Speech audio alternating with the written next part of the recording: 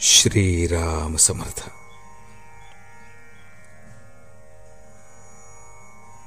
भगवंताचे स्मरण ही सद्बुद्धी. परमेश्वर सर्व ठिकाणी भरलेला आहे, सर्व विश्व व्यापून आहे. मग त्याच्या अस्तित्वाची जाणीव प्रत्येकाला का होत नाही?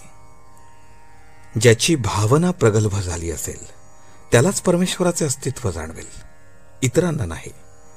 म्हणून तशी भावना असणे जरूर आहे आणि ती उत्पन्न होण्यासाठी परमेश्वराच्या स्मरणाची आवश्यकता आहे.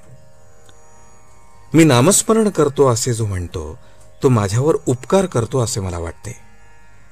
कारण जी व्यक्ती नामस्मरण करते ती स्वतःचा उद्धार करून घेत असते, म्हणजे पर्यायाने माझ्यावर उपकारच करत असते. बुद्धिवाद्यांना एक शंका अशी येते